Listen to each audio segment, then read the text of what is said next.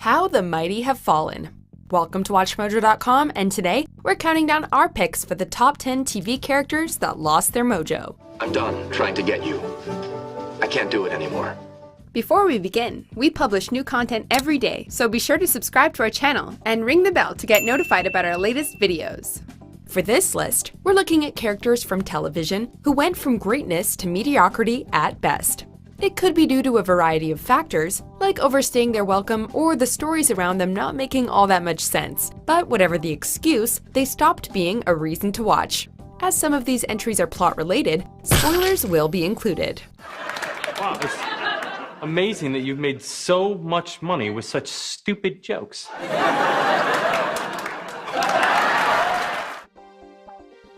Number 10.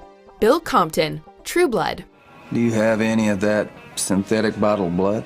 Introduced as the impressive romantic lead, Bill struggled to remain compelling with time, especially when compared to some of True Blood's other male specimens. Although vampires come in all shapes and personality types, an unimposing physique combined with a tendency to be a bit of a drag surprisingly did not result in gold.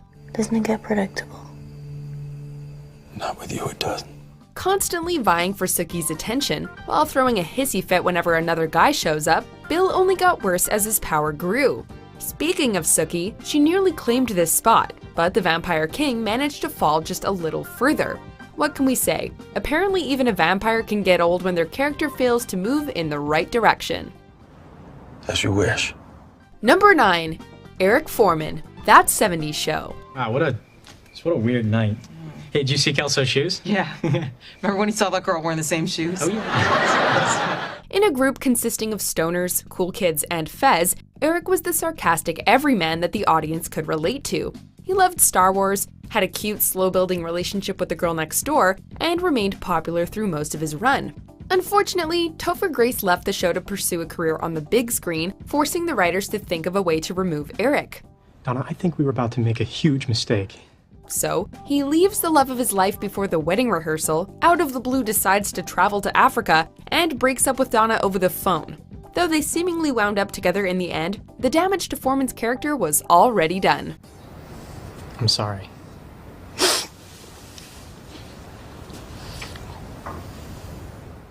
Number 8. Jake Harper, 2.5 Men. Boy, is your eye red. Damn kids and their incessant need to grow up. Chuck Lorre's long-running sitcom hinged on the love-hate relationship between the irresponsible Charlie, the unlucky Alan, and his innocent son Jake. Most of the humor derived from how Charlie's devil-may-care lifestyle was impacted by having a young boy living with him, while Alan found new and exciting ways to screw himself over. She's not home. Once Angus T. Jones hit puberty, however, and started to tower over Jon Cryer, he no longer really had a place on 2.5 Men, and eventually left completely. Hey, these are pretty cool. Where'd you get them? Target? You get it? Because there's the circles. Yeah, no, I got it. Number 7. Nick Miller, New Girl. I'm sorry, what was the question again? Do you have any pets?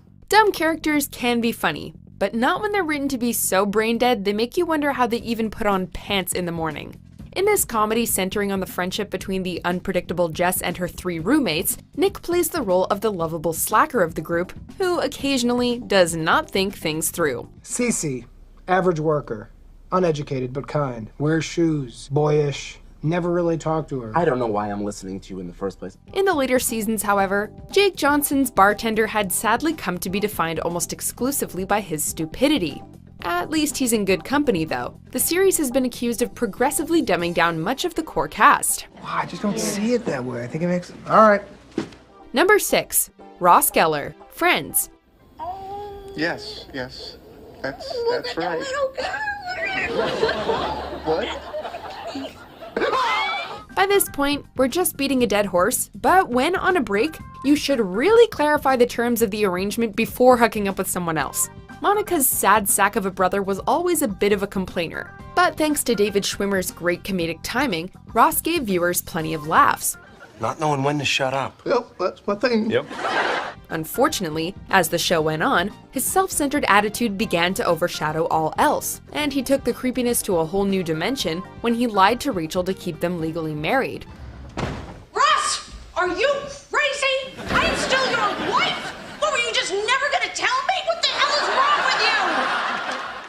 characters need to be positive or happy, but Ross's tendency to constantly wallow in self-pity proved downright exhausting in the long run.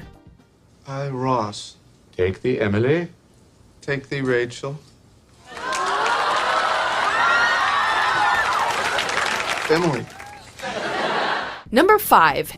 Penny, The Big Bang Theory. Oh, hi. Hi. Hi. Hi. Hi. We get it. Penny was always written as the quote-unquote dumb blonde, but over the seasons, she's gone from lovably daft to one-dimensional and honestly, just kind of unpleasant. Serving as the straight woman and socially savvy outsider to the guy's geek antics, she initially had a clear role in the series. However, in the later seasons, particularly since she and Leonard tied the knot, it's like the writers don't know what to do with her. Standing here with you in front of our family and friends is bringing up a lot of feelings. Like what a good idea it was to elope the first time. Now a sitcom wife, Penny feels lost, and her punchlines come off as mean-spirited and kind of bitter. She settled, and viewers are the ones paying for it. You know, once I proposed to him. Yeah, I said no. Why? I just wanted to make her work for it. Number 4. Barney Stinson, How I Met Your Mother. I think I'm in love with Robin. The single dude in an otherwise relationship-obsessed ensemble cast, Neil Patrick Harris's horn dog, though often deplorable in his actions, provided many laughs. In the early seasons, Barney is a shameless womanizer who remains proudly emotionally detached. You have to choose. Right now. Me or the suits? He served as a perfect juxtaposition to Ted's love-obsessed storylines. Then, for whatever reason, they decided to give him feelings. Though seeing Barney grow was a welcome bit of character development, the way the writers approached it felt all wrong. Rather than just learn to love while maintaining his other quirks, Barney lost most of the personality traits that made him memorable, and was transformed into a sharply dressed shell of his former self. Robin Scherbatsky. Will you marry me? Number 3. Arthur Herbert Fonzarelli, also known as Fonzie, Happy Days. But no more lying. I'll do all the lying. The coolest guy on the block, Henry Winkler's Italian-American high school dropout is an icon of the small screen, and instantly recognizable. Considered the rebel of the gang, Fonzie worked as an auto mechanic before attending night school and earning his high school diploma. Hey, a new machine. All right, clear the field. Originally a bit part player, the public absolutely fell in love with the Fonz, turning him into a pop cultural phenomenon. Realizing they struck gold, the writers quickly reshaped Happy Days with Fonzie as the central focus.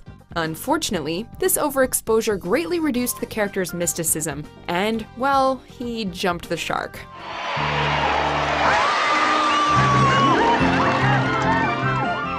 Number 2. Dexter Morgan, Dexter. Look, I know you're upset. You have every right to be. Our favorite sociopathic serial killer might have his name in the title, but his familial bond with Rita and his son were Dexter's heart. After the Trinity killer taught Dexter a lesson in the dangers of procrastination, the series struggled to up the tension, and this lax attitude seeped into Dexter himself.